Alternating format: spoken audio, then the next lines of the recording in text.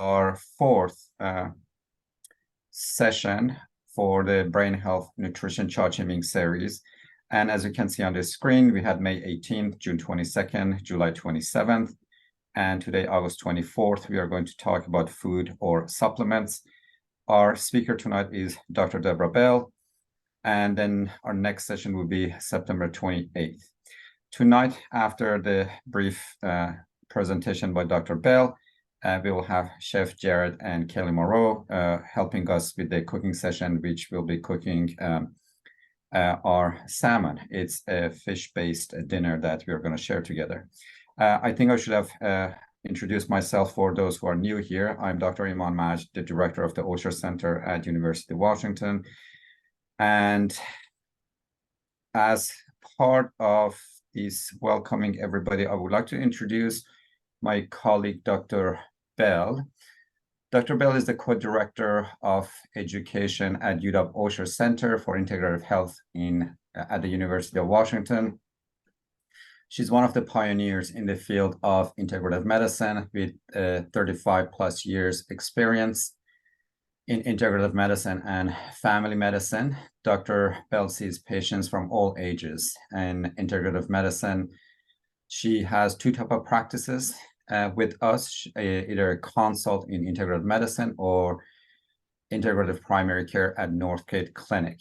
She's very familiar with different modalities, including botanical medicine, use of vitamins, supplements, nutrition, mind-body medicine, health and spirituality, and bioidentical hormone replacement therapy.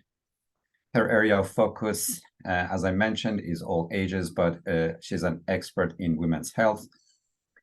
Throughout her career, she has done different works. She has been practicing in private practice, offering home birth, developing and directing an integrative medicine center at a community hospital. She was also faculty in a medical school, and she has also practiced in Penny George Institute, where she was practicing before joining University of Washington.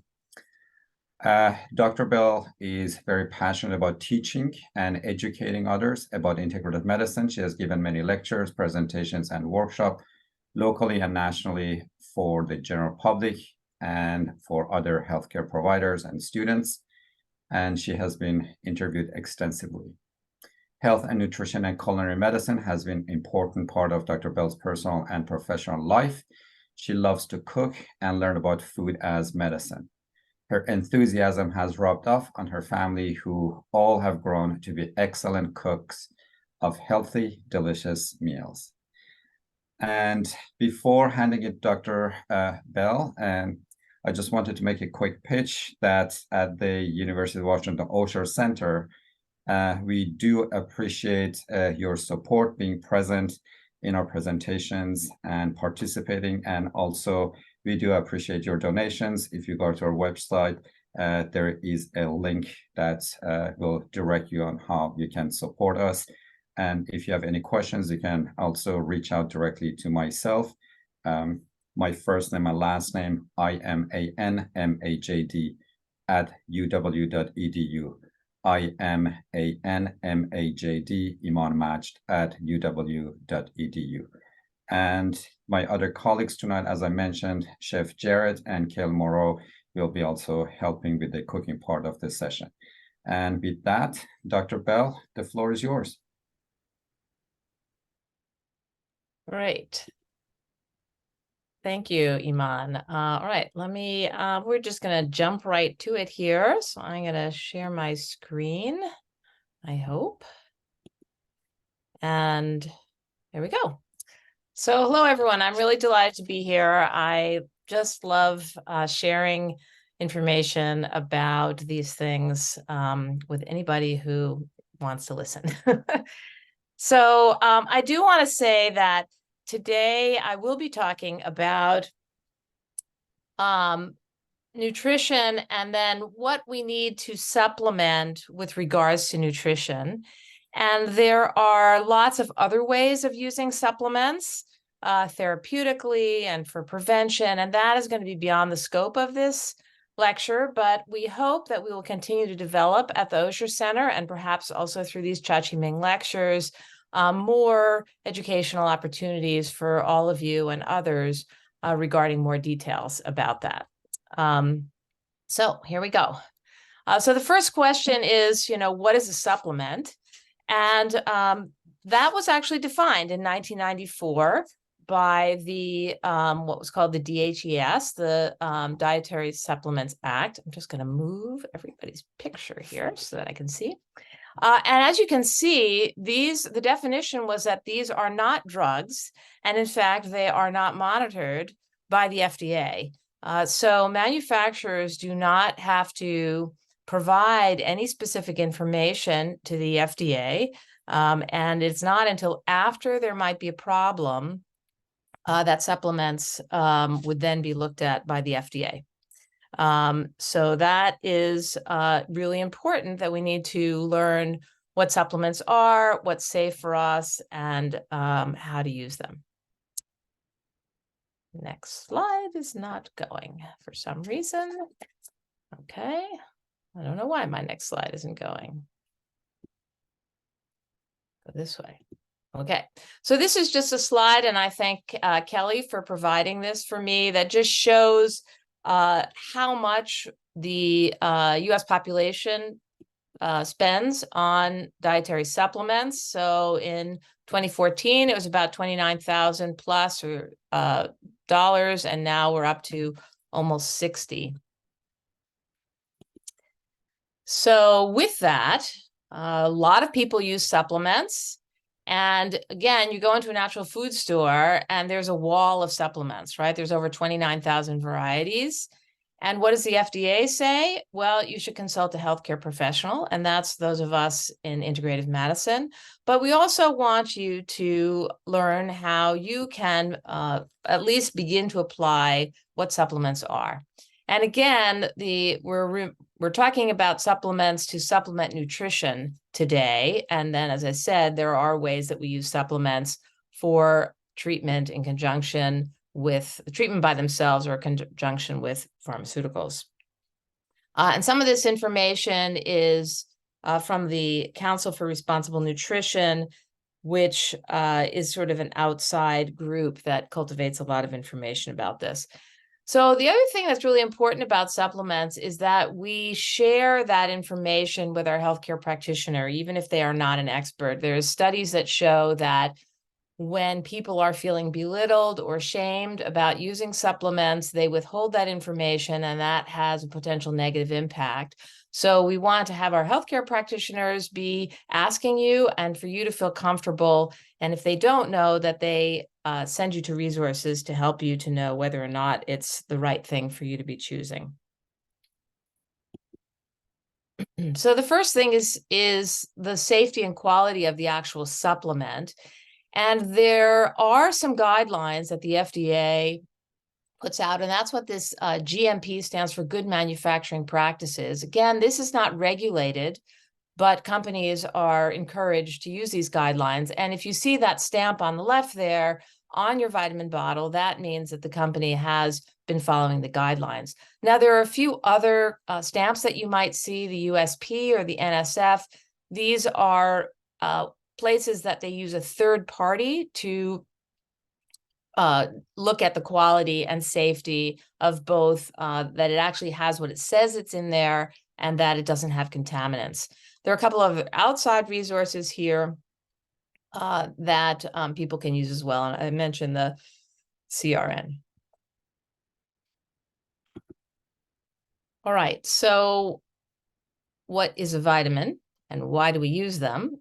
And so we use this term essential vitamins because these are things that the body cannot manufacture with the various chemicals that we have in our body. So we need to have outside ingredients from our food in which to have these various vitamins to use. So ideally, we have a balanced diet and then we consume what's necessary. However, that's not always the case. And so in 1941, the RDA was developed. And the important thing to know about the RDA is that it was developed to prevent diseases from nutrient deficiencies, not to prevent disease in general.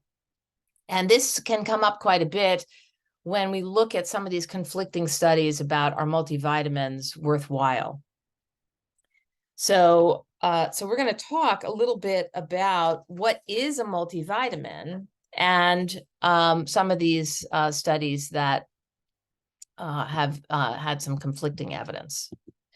So, but before we talk about that, this is about nutrition. This talk is about nutrition. And so a lot of these studies are showing that people have insufficiencies and that they are not getting what they need from the diet. And so if you look at the standard American diet, which we call SAD in integrative medicine, you'll see that when we have simple sugars and high energy, high calorie, low nutrient foods, we don't necessarily get the nutrients that we need. And if you see these pictures on the left, there is maybe there's some lettuce and maybe a tomato sticking out of that hamburger, and otherwise the only bright colors are the packages and the artificial color of the sprinkles. And that is a problem, right? If we eat the rainbow, we end up getting more nutrients. And once we process the food, look at all the nutrients that are lost. So that's also an issue. So nutrition first, we want to learn about all these healthy recipes and how to eat. And then the question is, do we need a multivitamin? Well, the U.S. Center for Preventive Task Force, which we call the USPSTF, came out with some commentary actually recently in 2022 that said that multivitamins don't prevent chronic disease or cancer, or that it's inconclusive. And again, you have to remember that that was never the point for RDA. And there is no definition of what a multivitamin is. And all of the RDA was for healthy individuals. So these studies are inconclusive partly because there's no definition. The other thing is that even with all of this broadness and the way that it's difficult to study, we do have studies that support the notion that multivitamins will reduce these vitamin insufficiencies, meaning that you don't have scurvy, you don't have the disease, but you may be having symptoms from the vitamin levels being lower than what is optimal for your health. And so from this, there is recommendations that for low and middle income countries and for us in the US, when we're eating the SAD diet, that multivitamins might actually be a helpful thing to use. So again, we can have these nutrient deficiencies or insufficiencies. And here are some things that put us more at risk for having these nutrient deficiencies or insufficiencies. There are people who are on chronic medications that block the absorption of some of these nutrients, and that would be a reason to supplement. If we're eating a specialized diet, we might not get the nutrients we need. If we have some gastrointestinal or other medical histories so that we're not absorbing. And then as we get older, we don't absorb our nutrients as well. And there are certain stages in life where we need extra nutrients as well. Now, in addition to just preventing nutrient deficiency or insufficiency, there are some current studies that do support the use of multivitamins, perhaps for our health. And this is a recent one from April of 2023. This is a study called the Cosmos Mind trial, and they looked at a huge group of people. They were trying to show that this flavonoid, this cocoa extract, in conjunction with multivitamin, and notice this says multimineral, that it helped with cognitive impairment. And in fact, the flavonoid, the cocoa extract, did not help, but the multivitamin itself might help to slow cognitive decline in people who already had some impairment, and also improve cognition for particularly in older people and in people who had cardiovascular disease. So if we say, oh, okay, well, maybe as I'm improving my diet, or because I have some special needs, I would like to try a multivitamin, or I have other supplements I'm taking. How do I really know what I'm getting? So we need to review how we read a vitamin label. So again, first we're going to look for these quality markers, some of the stamps. Some of the independent professional companies don't have that stamp, but on their website, they actually have all sorts of data about third-party testing for the quality of their product. Then we need to look at what's in it. We need to look at the serving size, how much is in it. And I also always like for people to say what else is in it. So it's a complete what's in it, because a lot of the inert ingredients are things that we might not necessarily want in our system. And what I say is, if the supplement is supposed to be good for you, we get so many other exposures to things that are maybe not so great for us that we shouldn't really have those in vitamin or supplement. And so I am not in favor of having a lot of artificial or additive ingredients in the vitamin. Okay, let's see. Why am I not getting to there we go. So let's look at a label here. So first of all, again, remember there's no definition. This one is just called multivitamin. And in fact, it doesn't have any minerals in it other than iron.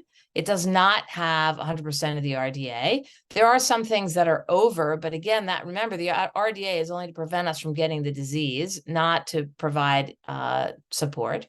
And then this one is loaded with artificial color. You can see that I've highlighted, and also some additives that really are not particularly good for us, particularly the polyvinyl there. Okay, there we go. Now here's Centrum Silver, which a lot of people think is great. And again, now we've got, and it does say on the bottom, multivitamin, multimineral. All of these, the serving size is 1. If we have to look at that at the top where it says suggested use, serving size 1 tablet. And now we have a little bit more robust of some trace minerals and minerals. And again, though, there are quite a lot of things for which we're not even getting 100% of the RDA. And oh dear, here we have artificial color. So again, not necessarily ideal. Now, this is one of the professional brands. This is one that I really like. If you look at the other ingredients, we basically just have a vegetable capsule, and we have all of it is, except for choline, which we can get from our diet, pretty much all RDA. The star means there's no RDA for it. And we get a couple in this one, a couple of nice antioxidants and some things for our eye. So I like this product.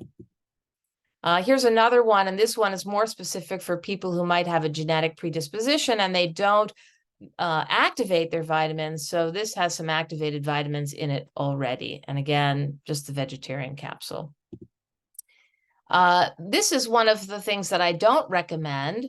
That is that there's all sorts of food blends and just a handful of herbs, sort of a cornucopia. Herbs are great, but we should use them in therapeutic doses and the right formulation. And just throwing them all into a multivitamin, there's really no evidence that that's going to help us.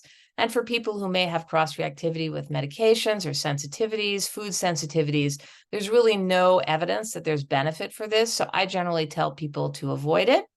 Then there's all these stamps on the side that are supposed to be intriguing to make you think it's good, but they really don't mean anything at all. And here's another multi that is just a basic multivitamin. A few other extra things, a magnesium stearate and vegetable coating, but nothing worrisome in the other ingredients. And again, 1 tablet. So this would be a kind of thing that would be an acceptable one. And now a lot of people like to use gummies. And I often say that gummies are just glorified little candy chews. And in fact, if you look at the other ingredients, although there are no artificial ingredients, the first 2 other ingredients are sugar and glucose syrup.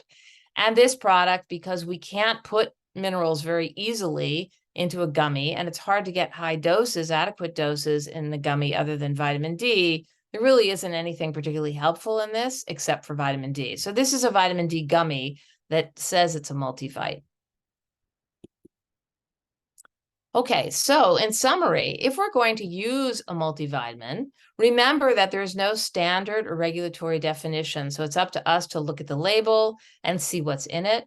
And again, some of the natural multivitamins, if you actually look at the serving size, this often happens to me when I ask my patients what they're taking.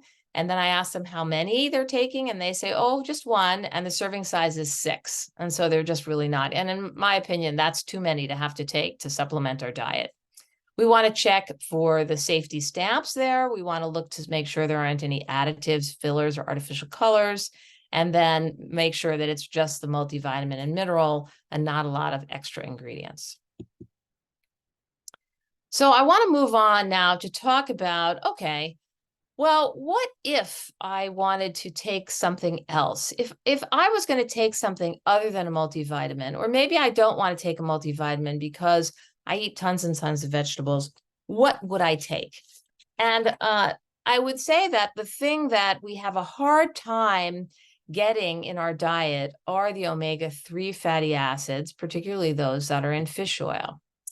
So we have there's three main omega fatty acids, 3, 6, and 9, but I'm showing you these on this slide. It's a little complicated, but the bottom line about this slide is, first of all, the omega fatty acids are essential, meaning we have to get them from the outside, and that the omega-6 and the omega-3s compete with the same enzyme to go all the way down to the helpful omega-3 fatty acids, which are this EPA and DHA that you see at the bottom. And unfortunately, if the omega-6 go all the way to the end, we get arachidonic acid, which can be inflammatory. So we want to look at, the other thing is that and PUFA again is polyunsaturated fatty acids, that there are also all these other things that are required to convert us to these helpful EPA and DHA. And so this we might need from our multivitamin, and do look at, there are some excesses and certain conditions that might also interfere with our body being able to take the omega-3 fatty acid from our diet and turning it into the therapeutic EPA and DHA. And some of that has to do with the ratio. And some scientists suggest that early humans in their diet had almost a 1-to-1 ratio between omega-6 and omega-3. And I have not dived in deep enough to know how they know that, but that is a suggestion. And that in the 1900s, it went up to about 4-to-1. But now with our standard American diet, we have about 20 times more omega-6 in our diet than we do in omega-3s. And some of that has to do with the choices of food, and some of those are perfectly healthy foods, omega-6s. But some of it also has to do with our agriculture and how our food is manufactured here in the US. And so we have animals that are fed a lot of grain, which reduce their omega-3s. We have vegetables that are hyper-processed, which reduce their healthy omega-3s. And so, and then we eat way more processed foods. And so this suggests that, well, if I need this particularly the anti-inflammatory effect of omega-3s, perhaps I would like to supplement. And again, the corn and soy and all the substitutes for that in packaged foods really are problematic.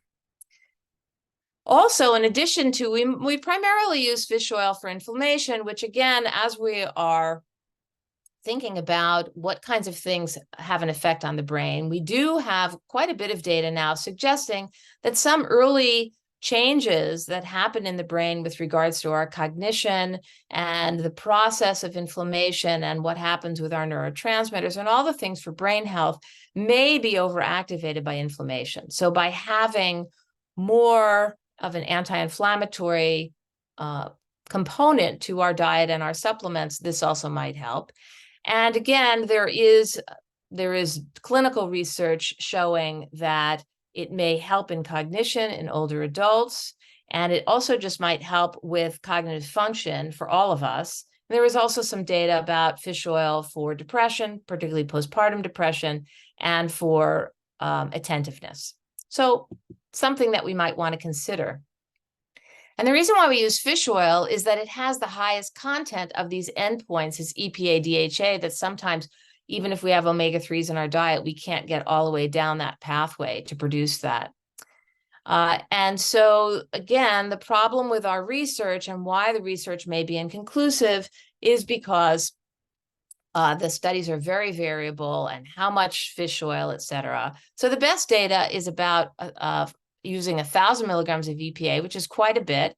And if we take it with foods, and then the big tip is that if it gives you the burps, put it in the freezer and swallow it frozen. That helps. And then Again, the label shouldn't say cod liver oil or krill oil, and we're going to look at some labels here to see. So this is actually a Costco brand of their basic fish oil. And again, serving size is 1, but look here, it doesn't even tell you how much EPA is in there. And the EPA and DHA is 250 together. So we still would need quite a lot. And we don't really know exactly how much EPA we would be getting. Now this one, the serving size is 2.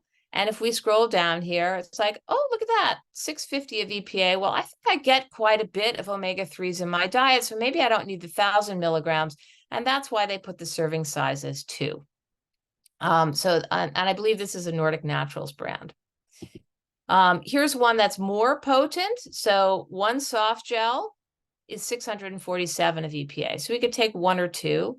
And this is another high potency one from Nordic Naturals, where 2 is giving us the 1,000 milligrams right there.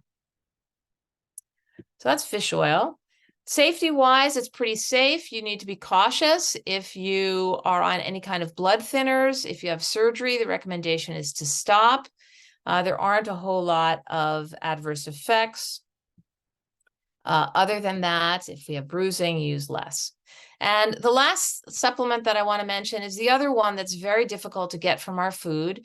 And for those of us who live in the Pacific Northwest, and for those, if there's more than one of you from Minnesota and the upper Midwest, we get vitamin D actually from the sun, not from our food. And so in the northern latitudes, it's hard for us to get the amount of vitamin D that we need. Very important also for many things, including our brain health, although not specific for cognition.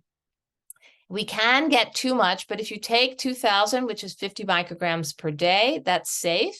And if you have any kind of absorption issue, then you can consider using drops. And so I just want to say that in summary, remember, it's all about healthy nutrition, but some of us might want to supplement our nutrition with a nice multivitamin, multimineral that doesn't have any additives. And if we have certain conditions or concerns, we might add an omega-3 or vitamin D. And with that, I will leave it to Chef and Kelly. If you have questions, you can put them in the chat, and at the very end, we'll have some time for questions and answers as well. So thank you for your attention. Thank you, Dr. Bell. Chef, we are ready for you, and Kelly. Can you all hear me? Hello, hello. Great. I see thumbs up. Yeah, Chef Jared here. I'm with Common Threads. Tuning in actually from the opposite coast, as some of you are in Washington State, but I hail from the Midwest originally, live in New Jersey now, and really pleased to be here, really excited to be here and sharing some more cooking lessons with you all.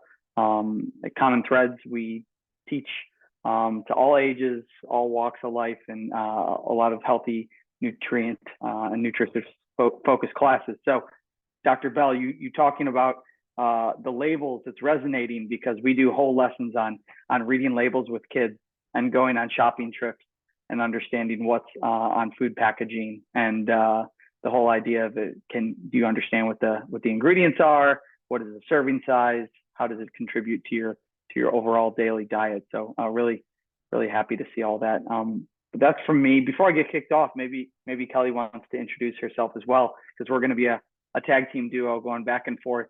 I do the cooking, and then all the special scientific and nutrient focused things, Kelly will be jumping in to highlight as well. So.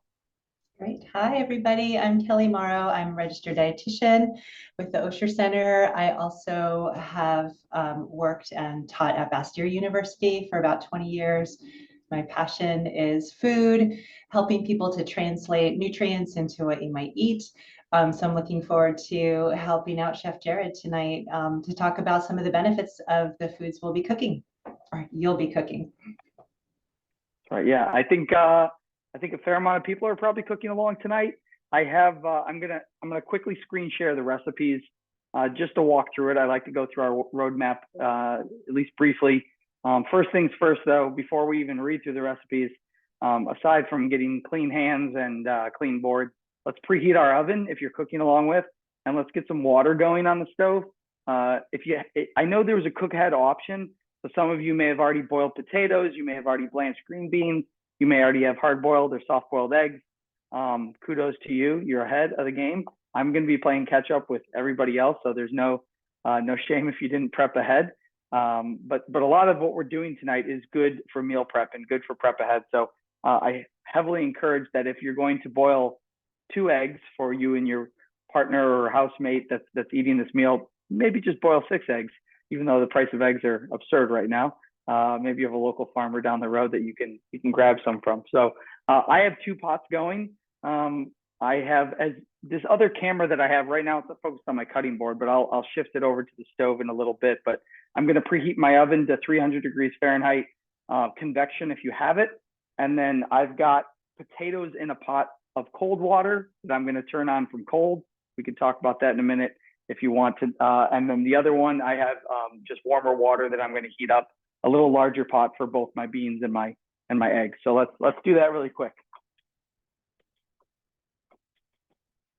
And feel free to toss a little bit of salt into both pots. We have a really good opportunity to season our vegetables and season them actually with less salt than we would need if we try to season them at the end. Potatoes will absorb it, and the beans will absorb it, and also the eggs have a porous shell, so they'll absorb some of the salt as well. And then that way we don't have to douse it with salt at the end. Salt should make food taste more like it's supposed to, not salty, right? That's what we like to always share. So, all right, I'm going to screen share. Can everyone see the recipe document here? Great, awesome. So great. So I didn't even we introduced ourselves. I did a bad job of introducing the dish that we're all doing, although I think a lot of you know it. We're making a really nice take on a Niçoise salad, and with a nod to the Pacific Northwest, we're doing a salmon Niçoise salad, which I think is going to be a really delicious meal. Could be had honestly for any meal of the day. I put eggs with any meal that I eat. This is easily a lunch and can be definitely a hearty dinner too. We have a couple ingredient adds as well to kind of boost up nutrients depending on when you like to kind of supercharge yourself throughout the day. So we'll start with our roasted citrus salmon. Super simple. Again, I'll talk about how we can elaborate and kind of, I guess, if you want to step up things a little bit, but I'm a firm believer, school of thought, if we start with foundational techniques, foundational recipes, we can always add from there. So you may say, oh, I've done salmon with mustard, and I've done salmon with this, like, you know, soy and honey and maple and all that, and that's wonderful. I would say we can start with something simple like this, get the cooking technique down, and then we can go from there. So to start, we've got olive oil, lemon, or any citrus for that matter, lemon, orange, lime, grapefruit, and some herbs to go with our nice salmon. You can either get one big piece, like I'll show you I have, or multiple fillets that you can kind of pack together, and then just some salt and pepper. So simply seasoned. It's gonna really help make the fish shine here.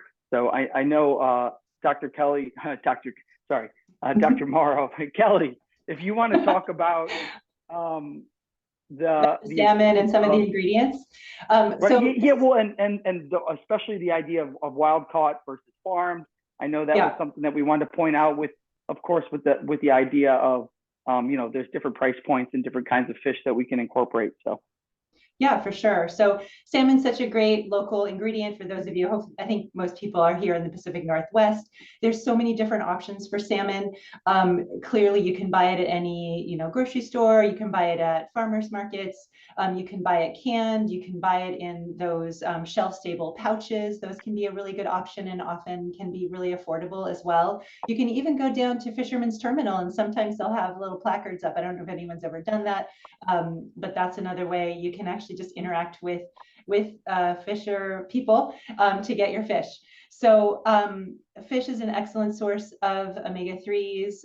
It's a great source of protein, and these other ingredients that are in here are really great in terms of anti-inflammatory compounds, and also some of the different like polyphenols and things like that are really great for gut bacteria, which helps, the brain and gut connection we've been talking about. So this is really a very, there's so many different nutrients that you'll get from this recipe that we're talking about and turning it into a salad. When you're talking about salmon and fish, again, I think it's important to think about, where it comes from, because some of the fish that we might have exposures to might have absorb different kinds of toxins and things from the ocean. Salmon tends to be a lower toxin fish, and it more often the fish that grow or live in colder climates don't tend to concentrate as much of those pollutants. Up in Alaska, there's not as much of the pollution in the ocean. So that's one of the reasons. But also, if you're looking at farmed salmon, I know that there's a difference between how people do it in different places. So it's important to know how it's farmed, I think, if you do buy farmed.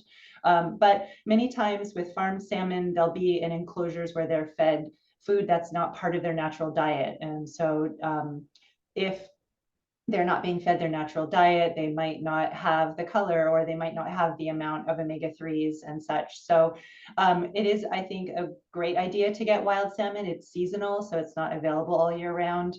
That's where the canned and the shelf-stable pouches can come in. But we do have access here to so many great resources for really high quality fish. So I would recommend thinking about not just how it looks in terms of its appearance, but also making sure that it's as fresh, and also if it can be wild, that's really going to be your best choice. I just wanted to add real quick, someone asked about why not salmon oil. So I will just want to emphasize that salmon in the diet is a great source. It's when you're supplementing and you're really wanting to get to that endpoint of EPA and DHA that salmon oil is not quite as ideal. And I wrote about that in the chat. So salmon in the diet is an awesome source of omega-3. Great. Yeah, and I like the comment of marrying a fisher person as well. I saw that in the chat. Want to be inclusive. Complimentary household if you've got a fish eater and a fish catcher. Yeah, great. So thank you so much. Yeah, and same goes, when we talk about labeling and if we talk about eggs and all the different branding that goes with it, or vegetables and organic versus non-organic, and a lot of it comes down to knowing the source and knowing the farmer, because there's a farmer for fish, just sometimes in this case, like there's a farmer for vegetables. And just because something isn't organic doesn't mean that it can't be as good. It might just mean that farmer has a barrier to entry to grow organic, or be certified organic rather. So won't go off onto a tangent about that, but yeah, delicious. I'm just so jealous of the sourcing opportunities that you all have with the fish out in the Pacific Northwest. We've got the Jersey Shore is doing many things to clean up its waters to bring us better fish and oysters and all things like that. So all steps. So with our fish, I'll get to it first in just a moment, but we're going to cook it very simply. I like slow and low technique, especially when you get whole sides. It takes down some of the stress. You don't have to worry about searing the fish perfectly or grilling it and getting perfect grill marks, especially for something that we're going to put on a salad and flake. This is really nice. We can take some of it, leave some of it. I like to keep the skin on as a nice flavor boost and kind of like an insulator on the bottom to keep a lot of the juiciness to it. Because a lot of the flavor for fish will be near either a bloodline or near that, near when you see sometimes the brownness to fish as well, especially with like a trout or a salmon. A lot of flavor is packed in there. Some people like to avoid it because it's almost too intense at times, but I love it. And maybe it's even where a lot of the nutrients are more densely lying. That I'm not quite sure about that, but so great. We're gonna cover our salmon with seasoning and our flavoring agents. We'll get to that in a minute. We have a Lamajun salad. So if any of you have had Niçoise salad, the beauty is all the different vegetables and garnishes and textures. And different ingredients that go on top, and there's variations throughout. It's classically a French salad with the Niçoise olive, but it's kind of a playground. As Kelly and I, when we were talking about it, there's just so many different avenues that you can take. Lamajun salad here. So Lamajun, if you've ever had like the Armenian or the Turkish flatbread, a lot of times it's with minced meat. This is kind of a salad that would accompany that one of our Common Thread chefs developed from food from their home country. It also is kind of reads like an Israeli salad when you have tomatoes and cucumbers and herbs. So we've got cucumbers, tomatoes, radishes, onion, parsley, lemon, and a simple dressing of lemon and olive oil here. I'm going to add a couple other veggies to it when we get down to it, but just to show that it's not a dumping ground, but it's a space to kind of use up odds and ends that you may have, or a vegetable that you're growing in your garden that you want to incorporate because you're proud of growing it, like I am. So that's going to kind of be a lot of our vegetable base. We've got, again, a slightly non-traditional dressing, but to kind of go with the Israeli and Middle Eastern and Turkish kind of flavor of the lahmacun salad. We've got a tahini dressing. So tahina is very heavily used. Well, it's really nice. It's a sesame paste if you're not familiar with cooking with it. But we're going to make a dressing here. So we get a really nice creamy dressing without adding any, kind of stabilized creamy mayos with stabilizers and things like that. I don't want to hate on mayo because fresh made mayo is really delicious as well. But this is made with really nice lemon juice, tahini, some nice spice blend. And then there's some optional adds depending on if you want some fermented flavor and funkiness in it with miso and preserved lemon, probiotics with plain yogurt. I like to make sure that it's sugar-free. And then if we want to add sugar, we can add natural sugars. I almost always prefer honey in my vinaigrettes and dressings. Maple can be another great add as well. So I'll say, Kelly, when we get to that, we can chat about the spices. I'm gonna blow through this, and then we'll get the salmon in the oven, and then we can get going from there. But then our last recipe here is just the overall salmon niçoise salad. So we're gonna pull in our salmon recipe, which you could cook ahead. We're gonna pull in the lahmacun salad, which you could cook ahead. The dressing, of course, can be made and last for well sealed in a refrigerator for a good 5 days. The lemon juice will tone down a little bit, won't be as bright, but it'll definitely last if you make a jar full. And then we're gonna use some nice crunchy lettuces.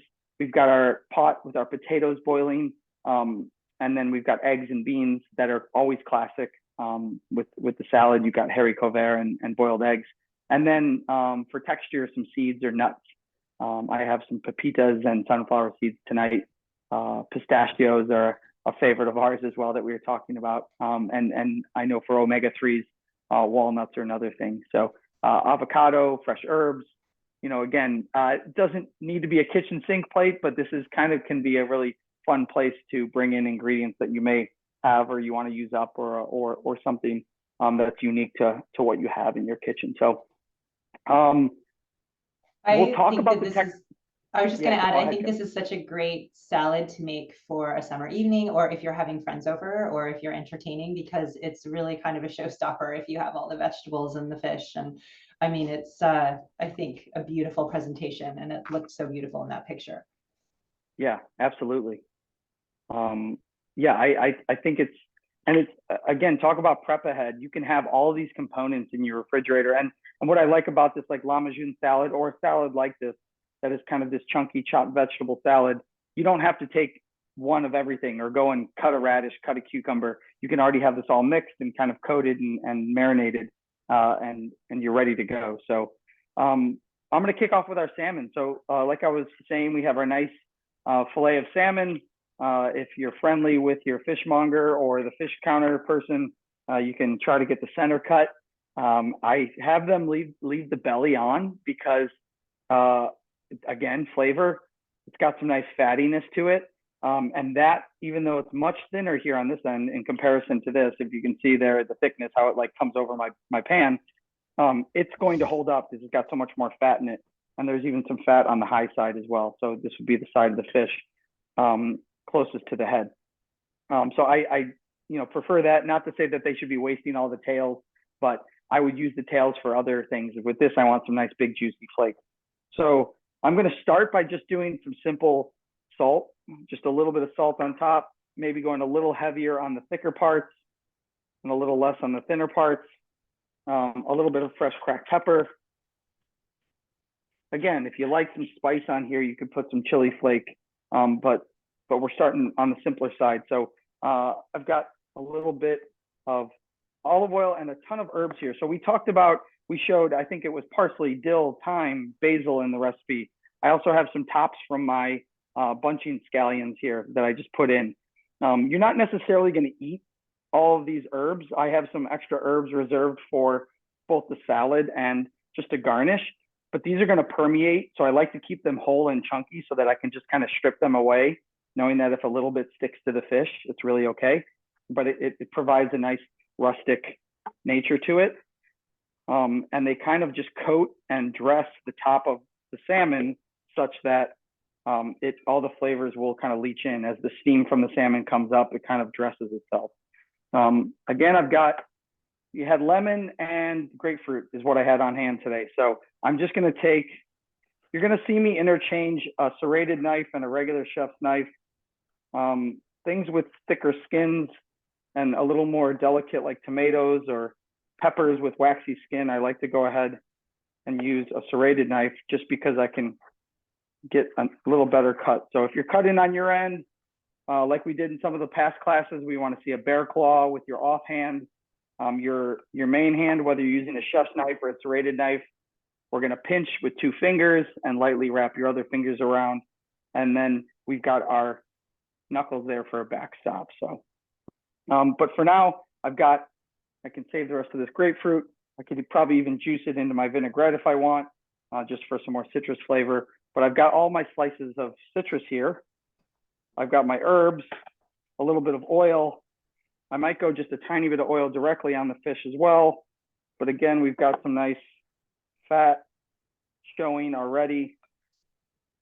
And literally it's as simple as, I'm going to just go ahead and just cover this. Go ahead. Yes, please. Oh, I was just going to say, I don't mean to be the one jumping in and like taking everyone away from this beautiful experience of how this is going to taste and smell and all of that, to bring up the science. But I do want to also say that there is some pretty amazing science behind using herbs and spices when you're cooking, that it does actually help protect the food. So it can help protect the omega-3s. It can help to protect the fish and reduce some of the carcinogens and such that might be produced when you're cooking. So it's got not only the flavor, but it's also protective as well. Thank you. Thank you for saying that. But yeah, there we go. I swear the fish is under there somewhere, but that's it. I'm not going to mess with it anymore. All these flavors are going to work their way in. Again, I went ahead with dill, the onion tops, parsley, and thyme.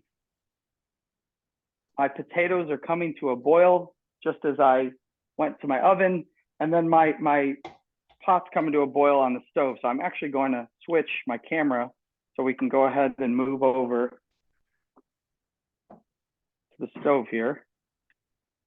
See if I can, sorry for the bit of nauseating twisting. Let's see how we're doing there. Let's bring it back a little bit. Okay, so I've got potatoes here. I brought them up to a boil. I'm turning them down to like a medium heat, just so that they're still cooking away. I could cover the potatoes. Certain vegetables, like green vegetables, I don't want to cover when I'm boiling or blanching because it will trap the chemical that it releases and it will actually cause them to discolor. If you want things to stay bright white, like cauliflower, you put a splash of white vinegar in there. Same with if you had a peeled potato as well. In this case, I'm just going to tent this so it doesn't boil over. And then I've got a little cake tester here that I can go ahead and check for tenderness and fork tenderness. But right now, if I put it in, I'm almost lifting these potatoes out of the pot with this tiny little stick. So I can tell I want little to no resistance when I go in. Okay. All right. So Chef, there's a quick question about whether the herbs need to be fresh. Yeah, ideally, you know, I much prefer fresh herbs when I'm almost always. I can't think of a time outside of like a spice rub for like a slow and low, like kind of barbecue smoking technique that I wouldn't use fresh.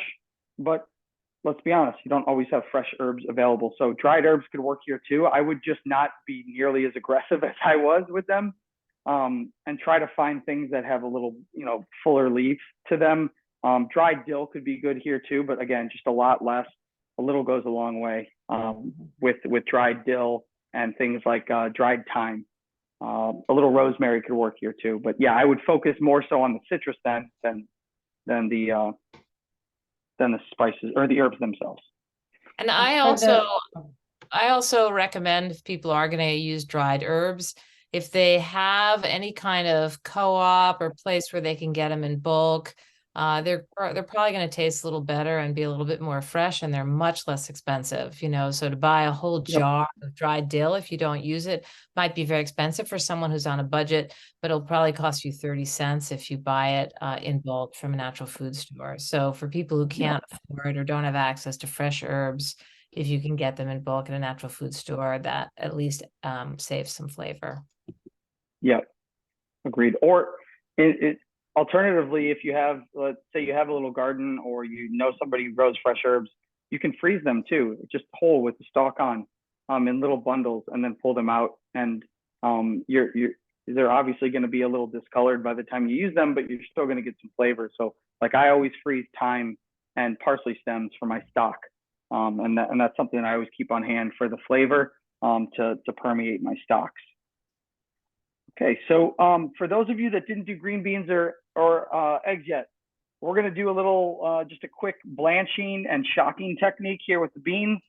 And what that means is we're going to boil it or blanch it really quickly for maybe just like a minute. Then we'll strain it out of the bowl here. I've got my salted boiling water. You want it to be fairly salty. Some people would even say salty like the sea, but I'm not going crazy here. But I'm taking my beans, salted water, again, uncovered pot for green vegetables to keep them nice and bright. So actually, this is going to set the color even brighter than it already was. Sometimes beans have little spots, and green beans and will look a little discolored or like they're not great. And actually cooking it will remove some of it sometimes. So on hand, I have a little bowl of ice water. So I already had some ice in there, a big cube. And I'm just going to basically cook these until it comes back to a boil. So I kept it on high. I'm going to bring it up to a boil. I like my beans with texture still. I don't want them to be mushy. If I wanted mushy beans, I could just buy a can or a frozen bag, which no judgment there. Frozen vegetables, frozen at their peak ripeness is great. You're just often not going to get the same texture that you'd like to get out of a fresh vegetable. But definitely no harm in getting, especially peas. I think peas and corn, when flash frozen at their peak, can be a really valuable thing to have because you're not going to get fresh peas in the middle of winter. Okay, so meanwhile, I've got my eggs tempered. I've got 6 eggs here. Again, if you're able to, organic eggs. A lot of the other labelings, like Dr. Bell was talking about, with labels that can look good and look cool, but they're misleading, where it says cage-free and free range and all that. A lot of times those are just buzzwords because there is no regulating body to say exactly what free range means. I just like to know where my eggs are coming from. So if I get them at a store, it's a little more ambiguous than if I'm getting it from a local farmer. So. And I can just interject that eggs are a great source of choline. So choline was something Dr. Bell brought up that we can get through our diet, and eggs are probably one of the best sources of choline. So choline is an essential nutrient that we need to make neurotransmitters. We need it to make cell membranes, especially for nerve cells. And eggs are such a great source. You can also get it from mostly whole foods that have that intact cell matrix, like we were talking about before, that food matrix. So highly processed foods that have been broken down, those will often be missing their choline. But choline is rich in anything that will grow. So a chicken or an egg will grow into a chicken, beans, whole grains. Also leafy greens are a good source as well. But eggs are probably the best. Also, I wanted to say, just in terms of, again, people on a budget, do remember that a lot of farmers markets accept SNAP. And so you can go and and a lot of them, if they have, sometimes they'll have, things that don't look perfect and they'll sell them at a discount. You can buy a whole lot. And blanch them just briefly and then cool them off like Chef is doing and put them in your freezer so you have them later. Absolutely. And a lot of markets do 2 and 3 to 1 matches as well with SNAP and EBT, which is really a really wonderful resource, and can do it for proteins, vegetables, fruits, dairy, eggs, all that thing. So I'm gonna, for the sake of time and resourcefulness, I'm gonna reuse my water here. It does have a little color to it from the beans, but that's okay. What I've done here is I just pulled them out. It just was coming back to a boil. Now I've got them in nice ice cold water. I'm gonna let them shock. I'm shocking them to bring them back down to a cold temperature so they stop cooking, and then drain them out. So I don't need them to be waterlogged, but I want them to stop cooking. And they're gonna stay nice and crunchy and fresh and bright green. Meanwhile, I've got another little ice bowl for my eggs. And depending on how you like your eggs, and there's a million ways to boil an egg, and there's probably books written on just boiling eggs. But I've had one very successful way that I've been taught by a few chefs, and that's a 5, 7, or 10-minute egg. 10 minutes is hard boiled for a large egg. 7, maybe even push it to 8 if you're crowding the pan a lot. It's going to be a nice soft boiled, and then with a jammy center. And then for a really soft, really loose egg for like a salad lyonnaise or something like that, you would put it in for only 5 minutes, and then that takes a little more dexterity to get them cracked and opened without ruining them. But I do salted, boiling water, lower them gently in, and actually it's nice to change. So you can change the pH of the water. We'll do just a little bit of science here with either baking soda or a little bit of vinegar, and it's going to help you peel the eggs so that it makes it a little easier on the back end. Once, shocking is important, but also I like just about a 1/4 teaspoon of baking soda to alter the pH of the water, and it's going to help kind of break down the shell a little bit while the eggs cook. And it really makes a difference. Fresh eggs that are just really freshly hatched, you're going to probably struggle with regardless, but they're going to taste better. So there's a trade-off there. But I've got my 6 eggs here. I'm going down nice and gently so that I don't just crack and explode them. The reason that I brought them out and tempered them is such that they don't go from a really cold environment to a really hot environment. I can even see here that a little bit has kind of even cracked open, even with my gentle, more gentle touch there, but I think it's going to be all right. That's why I'm cooking 6, so that I can pick the 2 most beautiful to show you. All right, so by now my beans are cooled. They're nice and bright green. I'm going to just drain the water off and set them aside. So in a matter of just our first 15 or so minutes, I guess, we've got our potatoes probably halfway cooked. Our salmon's working along nice and slow and low. Our beans are cooked, and our eggs are going too. So I've got my timer going. I'm gonna shoot for about 7 minutes from now, because I like a little bit of jamminess to the center. Okay. All right. So back to the cutting board. I've still got the stove going, so we can keep an eye on that. Back to the cutting board. So I think next we should go ahead and start doing some fun knife work for our, you know what, let's do our dressing first, so we can talk about these spices, because Kelly, I'd love for you to chime in as I'm getting these ingredients out.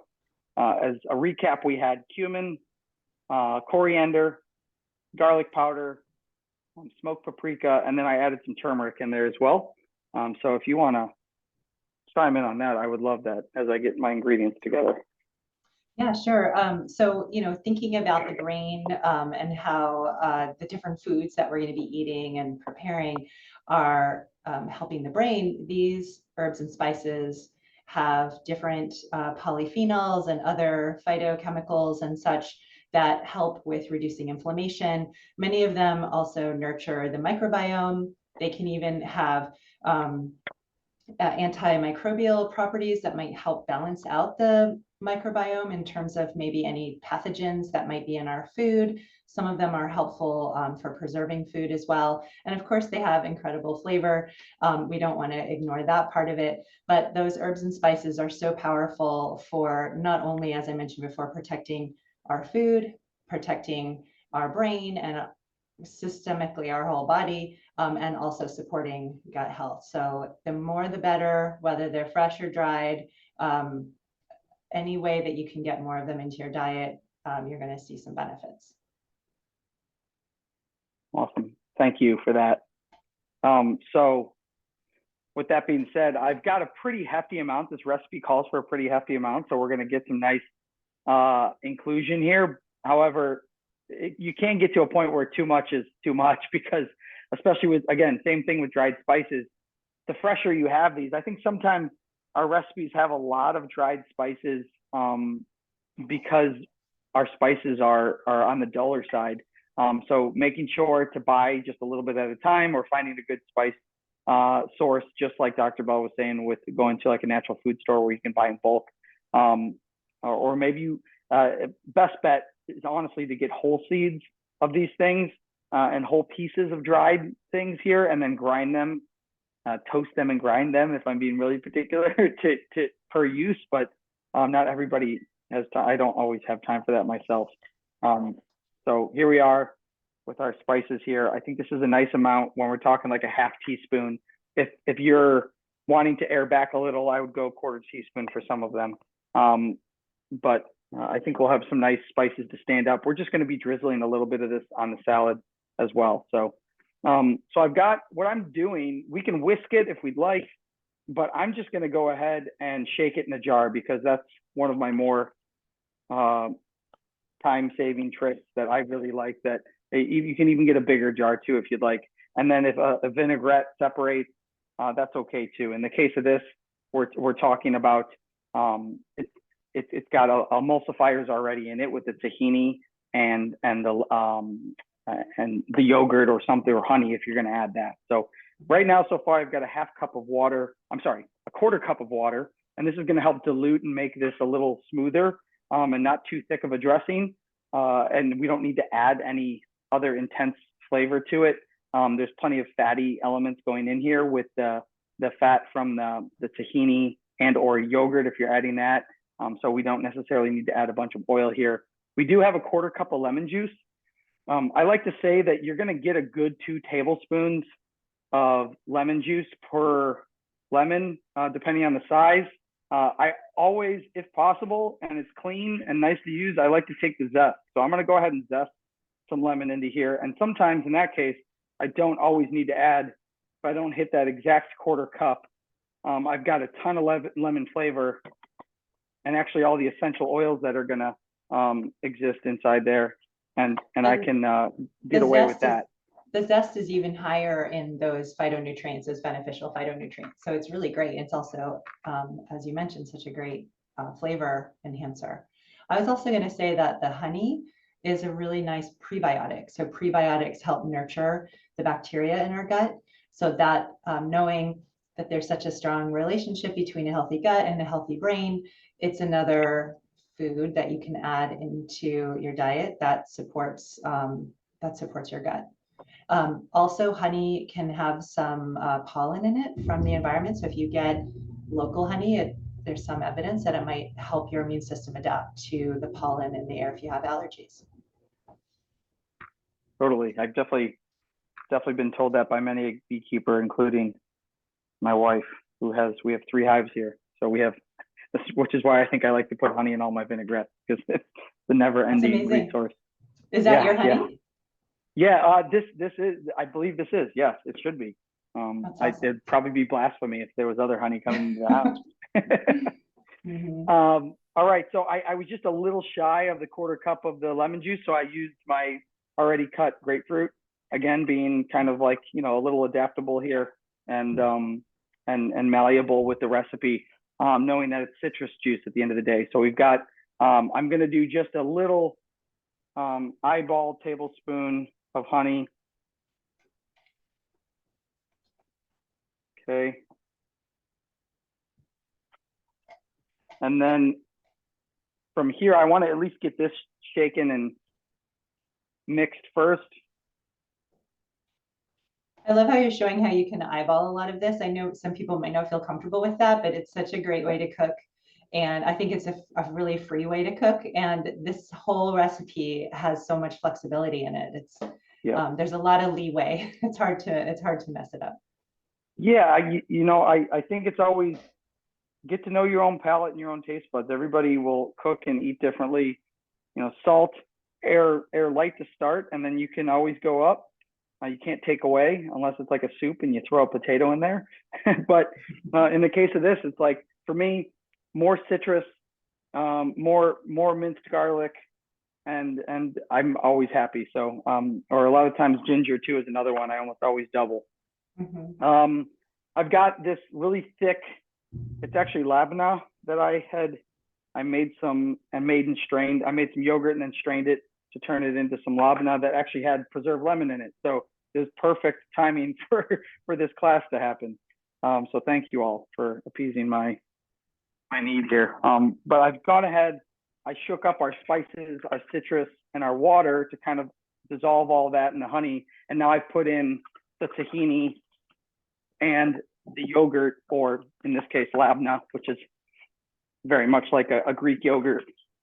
We've got this beautiful earthy color to it. One of our herbal science teachers at Bastyr says, shake your love, joy, and good intentions into your herbal infusions or your dressings. So I was thinking about that when we were shaking it up. Yes. So if anything, this is maybe a touch thick, so I'm just going to put a tiny splash of water in here. Okay, go ahead. I was just going to say, we were talking about flexibility, and prior to, we were mentioning a couple of things. Maybe Kelly and Chef, you could mention for people who don't have access to salmon or it's not in their price range, how we could flex out this recipe for a different protein. Yeah, or if people are vegetarian and or vegan and they choose not to have eggs or fish. Yeah, we were chatting about a lot of different options. I mean, clearly tofu can be a great choice. Pulled my eggs out, by the way. I'm sorry to cut you off. I just pulled my eggs out. So just as a reminder to people that are cooking them. Go ahead. So sorry, Kelly. Yeah, no worries. So, tofu, tempeh, those can be a really nice alternative. You can use legumes. So Chef was saying that one of his favorite ways to make this is to use chickpeas. And I think that could go really well, but there's probably other legumes you could use, like lentils. You could also use a combination of, say, lentils and crushed walnuts. I think that would be really delicious. So any combination of nuts, seeds. You could also use a high protein pseudograin like quinoa. That would be really nice. So there's lots of different options that you can do for this recipe if you're wanting to either make it vegetarian, vegan, or if you're wanting to use some products that are less expensive than a fish. You could also use other types of fish too. Like you could use a tuna fish. There was a question about mercury in tuna fish. And so if you're buying tuna fish, the light tuna is going to be less in mercury. And I think the key is just not to eat it all the time, maybe just eating it once or twice a week. Certainly, if somebody is pregnant, they need to be really careful about that and not have that more than once a week. So those are a few different options. If people do have other things that they might recommend, they can put that in the chat. Chef was also mentioning jackfruit. It's not super high in protein, but if you combine it with something like a nut or a seed, that's going to add a little bit more protein as well. Yeah, great. All awesome options. Yeah, I love the lentils, especially as you're saying that, lentils and some texture with some nuts, almonds, walnuts, and mixing that in makes a really nice addition and gives me the fullness sensation after I eat too, because that's often what I'm looking for too, is not to feel satiated. Okay, so I pulled the eggs out and I've shocked them. I'm actually going to get a little bit more cold water and ice on here. I checked my salmon, so we're coming up. I believe I was just at about 15 minutes if my timer serves me right. And I've still got a little bit. I have a really thick, because I got that center cut, I had a really thick chunk of salmon. I think the recipe called for I'm looking, it might have been, see here, I touched my screen with wet fingers, so it wasn't moving. There we go. 18 to 20 minutes. So I'm probably nearing the 18-minute mark. I'm just going to give it a couple more minutes and it'll carry over. So if you're watching your salmon, depending on how thick it was, I do like my salmon to have a little bit of almost even, you know, especially if I've got some really nice wild caught salmon on the medium rare side. I really enjoy the texture of it and the way that some of the fat is melted, but I've still got a really nice juicy piece of fish there. But you can definitely cook it further if that's to your liking. Okay, so isn't it true also that when you're cooking salmon, you want to bring it out of the oven when it's almost done because it keeps cooking? Absolutely. There's carryover. So depending on how long you've been cooking something and for what temperature, there's always going to be carryover. And you almost always want to pull it out before it's finished.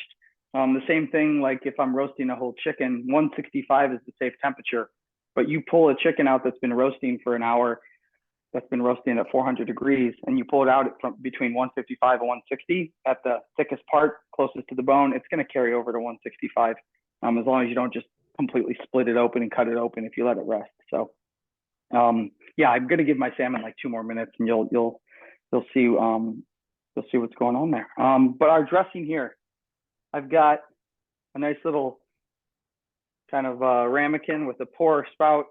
Meanwhile, I've got a whole jam jar full of it. I thinned it out with even a little bit more water just because I might have been a tiny shy on my citrus, but I probably added another 2 tablespoons of water. So we've got this here. It's got, again, a beautiful color, and it's got really nice, the tang from the labna and the preserved lemon. I actually didn't even add salt because the preserved lemon and the labna was seasoned. And tahini's got some salt in it sometimes in differing levels. So be mindful of that, taste it, then add salt, right?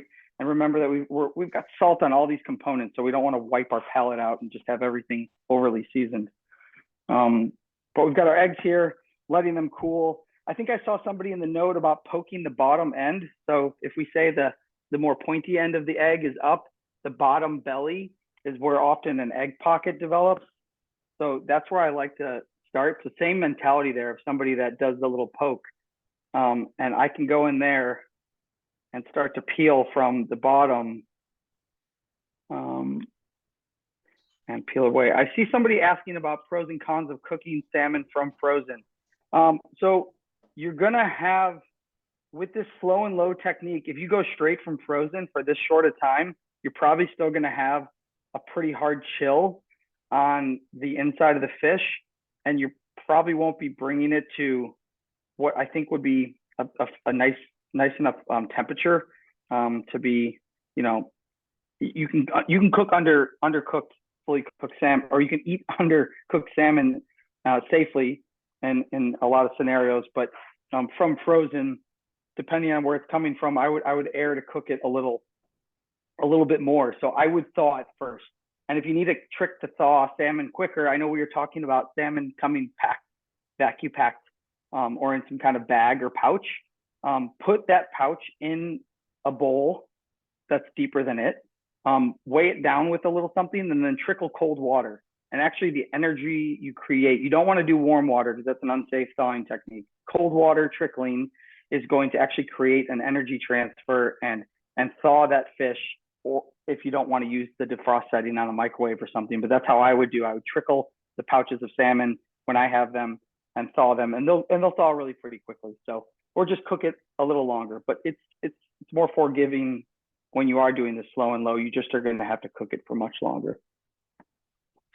The stock water is ice cold water, so really about as cold as your hands will tolerate. So I'm going to peel 2 of these here. You might notice these are peeling fairly easily. I just pop that little bottom pouch.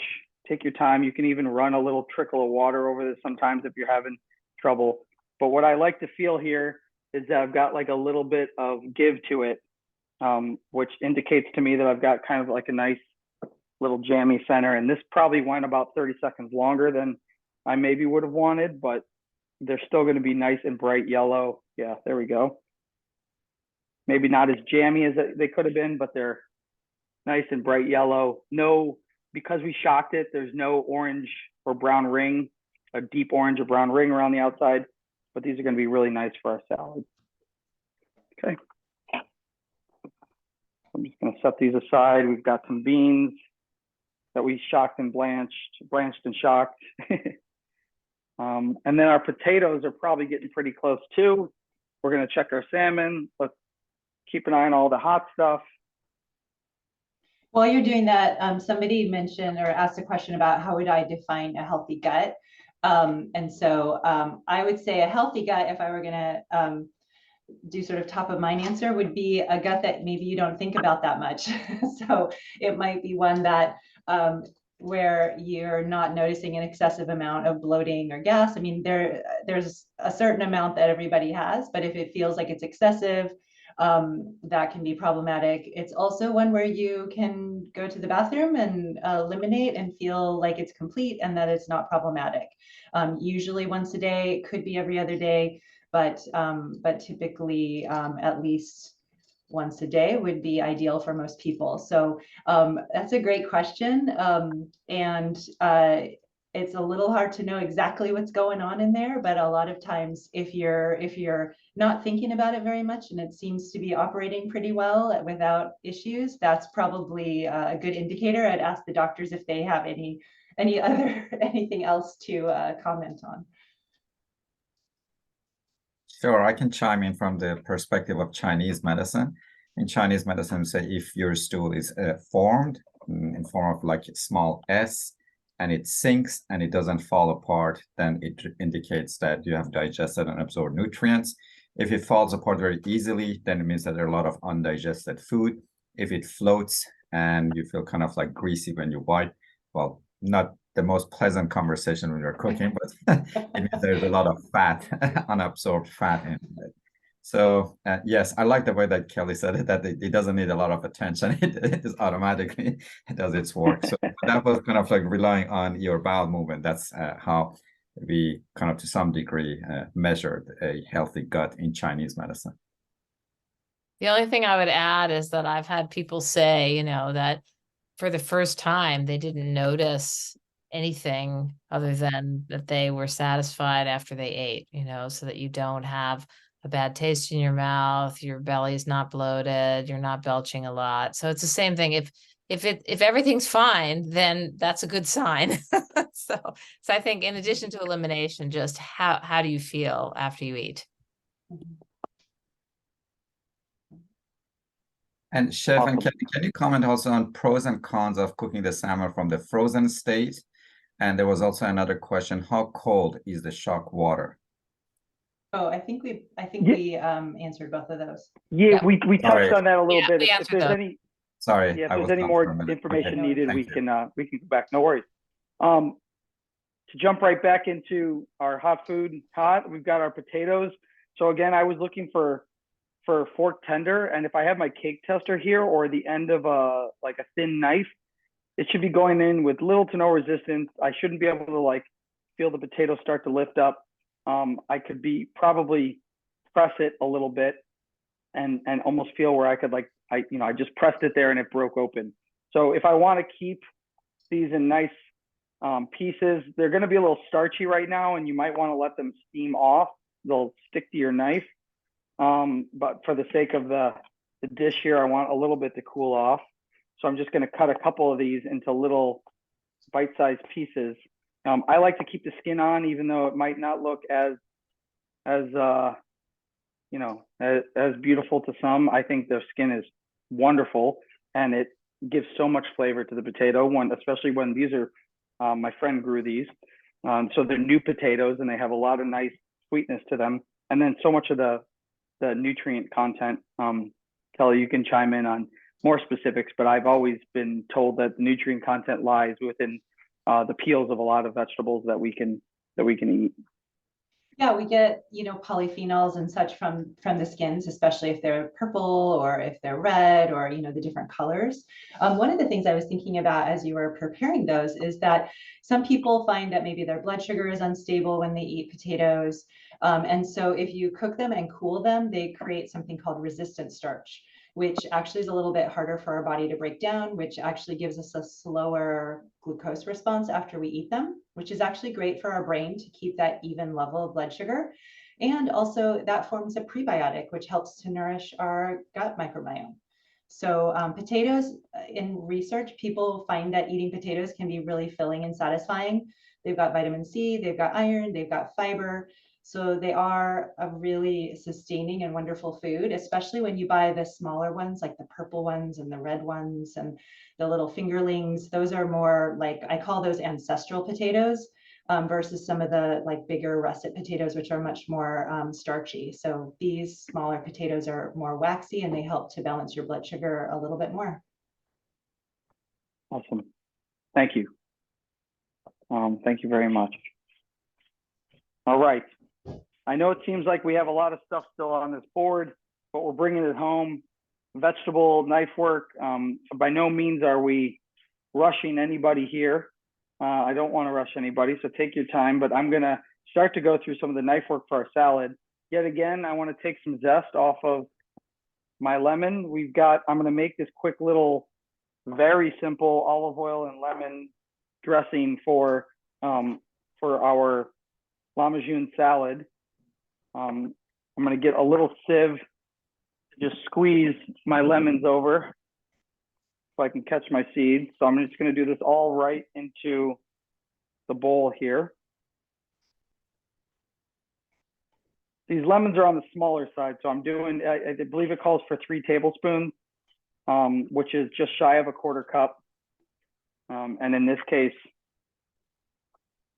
that little lemon before brought me only about 2 tablespoons. So I'm going to go ahead and just, again, boost citrus. Aside from the fact that it might discolor some of the green herbs in here, I'm really not as worried about that as much as I'm worried about getting some nice flavor from all that good fresh lemon juice. All right, so we've got lemon juice, citrus zest. I'm going to do just a little cracked pepper, a nice pinch of salt, maybe I would say a 1/4 teaspoon worth, because that's going to help us season our vegetables. If you wanted to be really particular with some of these watery vegetables like tomatoes, cucumbers, even radishes for that matter, if you salt them first, it's going to draw the moisture out, like salt does to a lot of things. If you salt them first, we're going to bring some of that moisture out and make this salad a little less watery. So in lieu of that, I'm probably just going to, as I use this over the next couple of days, just keep an eye on that liquid. I don't mind it. If I smash some beans into it, it'll absorb it and suck it up, and that's good flavor. But it just, if you don't want it too watery to go on your salad, just be mindful of that. So we're going to go with I think it said 1.5 tablespoons of olive oil. So I'm giving myself 2 nice glugs here. And I don't even need to really emulsify this at all. I'm just shaking it up a little bit. I'm adding some olives, so some brininess in here. Recipe didn't call for it, but there's almost always olives in a niçoise salad. And then we talked about beans. So I do have some chickpeas. I had a can of drained chickpeas. I'm going to use about half of a can just to add, again, just to start talking about ingredients that we can add to boost this up and boost some nutrient content and volume. The salad could even be enough for 6 people instead of 4 then maybe. But I've got that marinating now. So I'm going to let that sit, and I'm going to start chopping some vegetables really quick. Let me show you the salmon, because we just hit about 20 minutes for me, maybe even a touch more. So what I have here, you can see the herbs have kind of fizzled and sizzled a little bit. I could even take this, again, I got clean hands, don't worry. I could take this and kind of squeeze all this good juice over the top. All right, and then I peel back this here, and this just looks beautiful and tender. And I can tell this fatter part here is just got a little bit of give to it.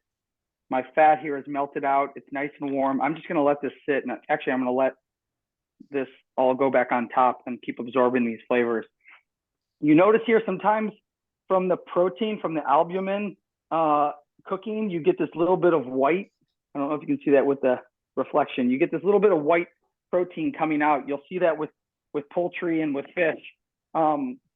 If you pre-salt and like what some people would call a dry brine and salt that meat ahead and let some of the moisture come out, you won't get as much of that when you cook it. There's nothing wrong with it.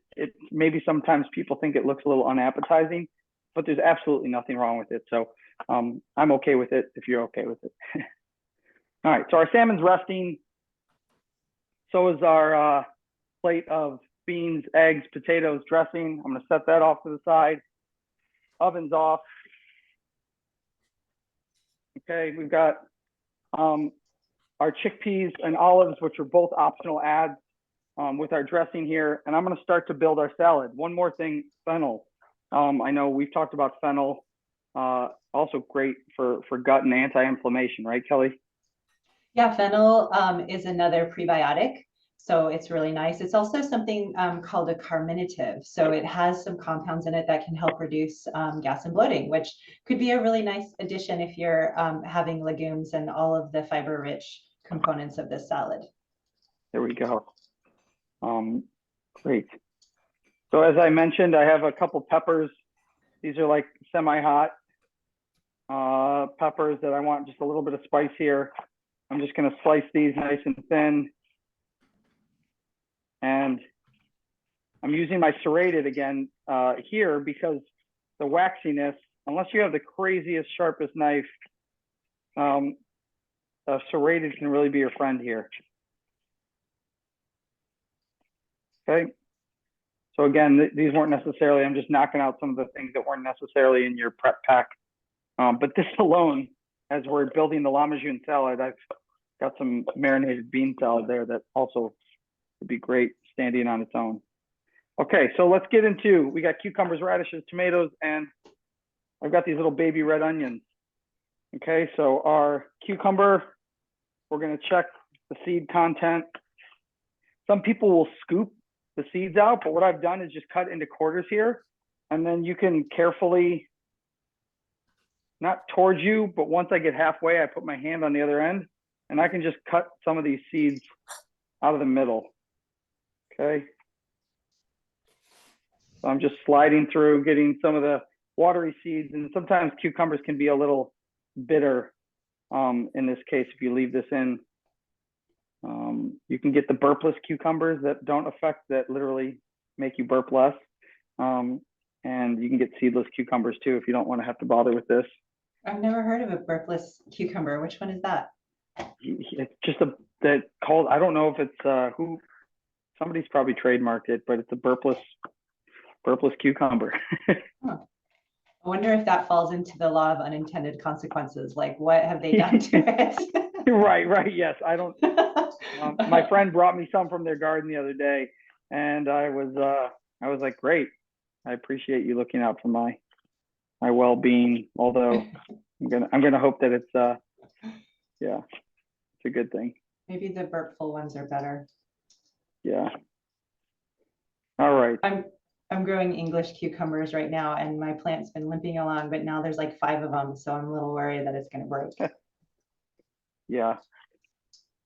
I know that people, when they have cucumbers, it's either like all or nothing. You either get like a crazy amount, or you have very little, and then you don't know what to do with them all, and you can't pickle enough things.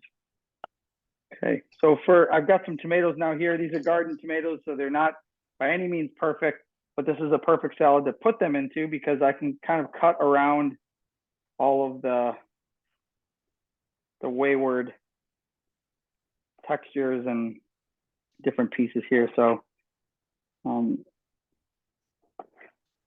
again, I've got my serrated knife just because without it, I would probably be smashing this fresh tomato to no end. As you're cutting that tomato, one thing I'm thinking about is tomatoes, which are starting to become ripe right now here in the Pacific Northwest. I know people around the country have been eating them for months, but they have this incredible umami quality to them, which is this fifth taste, which is savory, which is just something that really is pleasing and rewarding to anyone who eats it. And so when we eat foods that have this umami, when we're eating foods that are fresh and natural like this, it really helps all the signals kind of operate in our body that helps us to feel satisfied when we eat. And so it can help prevent overeating. It can help us feel a little bit more connected to our food, in addition to all of the incredible nutrients that you find in those vegetables. But those tomatoes look amazing, and I'm jealous that mine are not ripe yet. Thank you. I mean, I have to, as a Jersey resident now, I have to proudly show off our garden tomatoes because that's the thing out here. Jersey tomatoes, they say. Yeah, these are. Isn't it when you talk about umami, Kelly? Isn't it? I was. There's certain things that have naturally occurring MSG without adding, you know, and tomatoes, fresh tomatoes. I know Parmesan cheese from being aged and the salt content develops, but I've heard that fresh tomatoes are one of them. Is that kind of what you're alluding to with the umami there? Yeah, and I would say it's glutamic acid. So MSG is commercially made. So glutamic acid is it's a part of the breakdown process, or like as it's becoming ripe, as the proteins start to break down, like as a tomato becomes very, very ripe, it becomes even more savory. But you know, like you mentioned, Parmesan cheese, sometimes you can even taste the crystals on the top of it. That's part of the umami. Yeah. But there are lots, like when you caramelize onions and mushrooms, that brings out umami. Gravy is umami, but right. lots of plants do have that property to them. Awesome.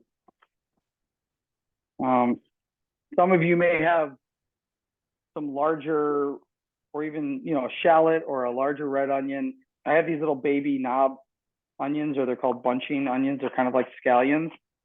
If you're cutting an onion, I would recommend for this maybe just a very thin slice. And if raw onions kind of give you a little indigestion, or it's a little offensive and kind of lingers on your palate, I know nothing's worse than like biting into a really big chunk of raw onion and that's all you taste. Give them a rinse in a sieve under cold water just for a little bit. And that'll help kind of rinse away some of that really aggressive flavor, for lack of a better term.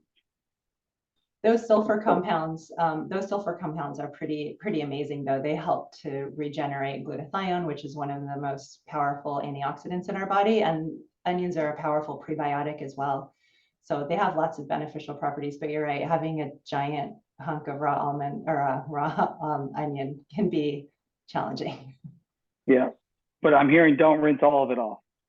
No. Right. If you're crying while you're cutting onions, just imagine how great they're going to be for your antioxidant systems in your gut. Yeah. Okay, so I've got my onions and tomatoes in there. Last thing, I've got radishes. So I think the recipe called for, you've got a tomato, a small, the cherry tomatoes. In this case, it's totally okay to chunk up any kind of tomato, any shape that you want. If you want just sliced tomatoes on your salad, that's great too. Again, I added peppers and fennel and beans and a little bit of olives. It calls for, I think, like 10 radishes or something. I think that just equates to like a bunch. If you're comfortable using a mandolin like this, I can get really nice thin slices. If you just want to use your knife and go nice and slow. If you don't want to use either, you can use a box grater. Use the biggest setting and you can grate your radishes. The more you cut the radish though, and the more you break down, especially just like a red globe radish, there's so many varieties of radishes. So we could have everything from a French breakfast radish to black radishes. And there's a Japanese radish and watermelon radish, which is also called beauty heart, that looks beautiful like a watermelon.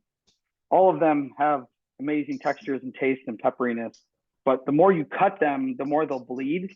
So in this case, as this sits and as the moisture from the radish pulls out of its skin, it might turn your liquid a little pink.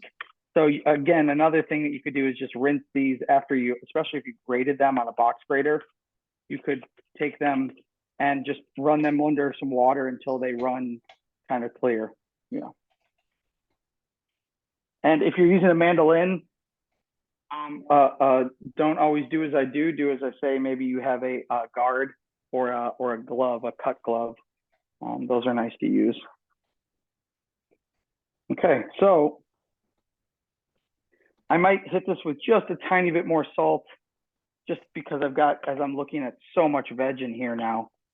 This salad alone is going to be really nice to just pull out of the fridge and eat. But we're looking really good now to bring our dish home. Last thing I've got, there's some herbs that we could chop into this. So I actually had some of the tops of those baby onions. So I'm going to go ahead and just add those. We've got plenty more parsley and dill. The dill, maybe I'll save to just put some kind of plumes of it on the salad. But the parsley here, I've just got a nice little bundle. And what I'm going to do is just kind of do more or less a chiffonade here, nice thin ribbons. One pass through, and that's going to go into my salad here. So I've got some nice fresh herbs. Again, we're just doubling down, tripling down on the herbs really by the end of this. And this is something you can let sit for a little bit, taste it, see how the flavors come out, because as the salt pulls and the lemon kind of breaks down these vegetables a little bit, vegetables and fruits rather, you're gonna see the flavor evolve. And if we tie this back into the concept of dietary supplements versus foods, I mean, the amount of variety of foods, legumes, herbs, spices, a variety of different vegetables that are in there, so many different nutrients. Especially when we put this whole salad together, this is better than a multivitamin. And also, this is giving you nutrients in a way that completely resonates with your body. If you were in the talk where I was describing our body as a computer, these are programs that we can run in our computer that help it run at its highest level. From the microbiome to the brain, all of these nutrients are really resonant, I would say, that they really help us to operate and be as healthy as possible. Awesome, thank you. So now my fish is rested. I'm gonna go ahead and you can kind of see the direction in which these kind of sheets, if you've ever had salmon and it kind of flakes naturally, it's kind of slanted at one direction, almost at a 45-degree angle. So I can find like a spot and almost just flake the whole piece like that, and it kind of separates. I don't know if the glare is okay. You can kind of see how it flakes naturally off the flesh there. So this alone is just like one really nice portion. And Kelly, you talked about the carryover. This fish was probably on the medium rare side, and I would say now it's like just a nice little pale rosy medium to even medium well, which I'm totally okay with because it's going to be nice and juicy still. And I even want to take just a little bit of this belly off as well, just so I get. It's always nice if you have the belly on to give your guests a little bit of both. It's like the cheese, getting some of the nose of the cheese and the end towards the rind. The flavor changes and is a little different. So I think outside of a couple more things, so what do I have left to talk about before we plate up? How's everyone doing in the background too? I can't see anybody really. I know a lot of people are watching, maybe taking notes, maybe just watching a cooking show. But do you think it would be fair also to say that if this felt like a lot of ingredients, that you could even make it with 4 or 5 ingredients? Absolutely, yes. I appreciate you saying that, because this can easily seem overwhelming, even despite the fact that like you could prep most of this ahead and have this done and just have assembly the day of that you're going to serve it, or you can assemble it as you eat it every day of the week. But really, the core of this of this dish can be our dressing, our lettuce greens, our fish, and if it was me, I would even just go with what's on this plate here: eggs, potatoes, and beans, because that's more of a classic niçoise salad. But even if you just went, eggs and potatoes or beans, and then did a little bit of chunked tomato or chunked cucumber, that's totally enough. This is just like such a versatile dish, and I just by sometimes having too many ingredients, I just wanted to offer and kind of hit some ingredients that I think resonate with, will hopefully resonate with everybody, at least a couple of them. So I'm going to go ahead and just cut. Speaking of adding more ingredients, I'm going to add a avocado because the creaminess is nice to add here. I'm just going to take a quarter wedge off of the avocado here, so then I can leave the rest of it with the pit still intact in the fridge. If I have just a quarter here, I can peel off the skin, and then we'll take some nice slices here. I think a quarter of an avocado is more than enough for a person, if not less. But we can I would beg to differ. For a portion, I guess, yeah, I can easily eat a whole avocado, right? But okay, so actually I'll just leave it face down here. I might hit that with just the tiniest bit of salt. Let that sit. We'll take that off to the side for a moment. All right, I'm gonna clear the deck so I can go ahead and plate up a dish for you, because that's the most fun part. I've got my toasted seeds too, by the way. That's something that, like, a lot of this stuff, so you may be only cooking 4 or 5 of the ingredients, but a lot of these things are things, if these are staples in your diet, you may have clean greens on hand always. You may always have hard-boiled eggs. You may always have, I always like to have toasted seeds and nuts to just sprinkle on salads or wraps for texture. I really enjoy having texture in my food, and never want to have a dish that's just, too soft. So a lot of these things you may already just have by way. Probably the most affordable seed you can get are sunflower seeds. And just 1 serving of sunflower seeds, so like a quarter cup of sunflower seeds would give you all of your vitamin E that you need for the day, in addition to all the fiber and the protein and the healthy fats, and they're really phenomenal, but really very affordable seed to include. All right, so I'm going to go ahead and just spoon a nice portion. So I've got some different lettuces here. I like crunchy, hearty lettuces to stand up to this. So I've got even some endive, but got some gem lettuces. I've got some other just leafy greens as well that I had on hand. But I've got this nice marinated salad. I'm kind of building from the ground up, and I want to like leave a little gap for different items. So maybe my egg that I put the tiniest bit of salt on as well. I'm going to just stack here. We're going to scoop a little bit of green beans and kind of tuck them in. I like to also, if you can, we eat with our eyes, right? So you want to figure out, have fun with plating, but also like alternate colors so that things like the egg is going to pop more than, the egg yolk will pop more than if I have the red next to the yellow. And got just my nice flaked piece of salmon. This is a nice hearty portion here that's going down. That is amazing. Gonna do a little bit of seeds over the top, all over. If people are cooking along, turn on your camera so we can see. Yeah, so we can see, absolutely. And if you have a little gap in the fish that you want to like fill in, you could put a plume of dill on top of that there. You could put another wedge of lemon. Got our dressing on the side. Make it shine just a little bit more, just a glug of good, healthy olive oil.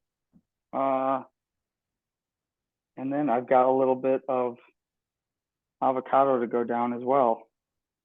I'm gonna sneak that maybe just in this little back corner. Not to take away from the beauty and the sensory experience, but I'm just going to bring in, this is, if we were thinking of this like a multivitamin, and also some of the dietary supplements that are so helpful for the brain, we could think of the magnesium that we're getting from all the greens. We could think of the B vitamins that we're getting from the greens and the salmon and the potatoes and the eggs, like B12 and those types of things. The choline from the eggs, and also the seeds that are being put on there. The things that are going to be supportive of our gut, the fiber-rich elements of this. So all of the plant-based foods have fiber. And then we can also think of all the herbs and spices and the polyphenols and all of the anti-inflammatory components. So anyway, very, very much better than a multivitamin, and also incredibly satisfying, much more than taking a pill is. I'm not saying don't take multivitamins, but I'm saying that multivitamin and making sure that you're getting all of these really nutrient dense aspects into your diet. I totally agree. And I think for those of us who do this often, then that's where maybe, just not having a multivitamin is, you don't need it. And my gosh, Joey and Claire, your platter is gorgeous. It is Yeah, beautiful. I want to see what everybody's looking at. I'm gonna kind of Can we do a gallery check out view? gallery view. Where are we? We gotta find some other. Oh, I see Claire here. I'm gonna add a spotlight. I'm gonna put you on the Oh spot. my gosh, that look was at that. beautiful. That's amazing. Amazing. Beautiful. Amazing. Oh my gosh. What are those, sunflower seeds? Beautiful. That's gorgeous. Look at that. That's like abundanza right there. Yeah. Mhm. You're gonna make a whole. Look at that. You got guests. Perfect. And a dog. All right. look at the Awesome. Who else Awesome. is anybody else have some eats to share? No pressure. That was the bar was high right there. Yeah, I think to what we just saw Claire had there, and our guest, this dish is, if you bring out your biggest presentation platter and just fill it, and it's such a fun thing. In the same vein, there's a dish called Le Grande Aioli, and you can have, it doesn't always have to just be fresh made aioli if you don't want just a big bowl of mayonnaise, but you could have really beautiful dips and just all the crudités and boiled potatoes and poached fish. And that's very similar profile to this. And it's just so fun to eat with a crowd, especially on a cold summer day, where you can bring this out and not feel like you're eating hot food on a hot day, but yet still feeling very satiated. So beautiful. If you have edible flowers, you can also put them on there, like nasturtiums, yes, or Johnny jump ups or violas. Those are beautiful, like purple and orange flowers, and you still get all of the benefits of eating the flowers, all the phytochemicals that you would get from other types of herbs and spices. Wonderful, beautiful. It's definitely a beautiful dish and full of nutrients. So I think the salad by itself would be sufficient for summer evenings, but it's kind of like adding into the whole feast that you prepared. So thank you so much, Chef. Thank you, Kelly. Thank you, Dr. Bell. It was a very informative and nice presentation of information. And Joy and Claire, thank you for sharing your platter with us. It looks gorgeous. Once again, thank you everybody for joining us tonight. Special thanks to our special guest, actually, Dr. Emily Wong. She has joined us here, and for those who don't know, Dr. Emily Wong and her family are the sponsors of the Cha Chi Ming funds, and through those funds, we have been able to actually make this series available. And again, thank you very much, and enjoy what you have cooked, and looking forward to seeing everybody in next month in the next session. Thank you so much. Have a lovely evening. Hi, Em. Yeah, Thanks, Thank you, y'all. everybody. Thank you. Thanks for sticking around. I know we ran a little beyond, so thank you all. Enjoy your It was fun. It evening. was all fun. Thank you so much. I know Yeah. it's late for you, but thank you. Bye now. Good night, everybody.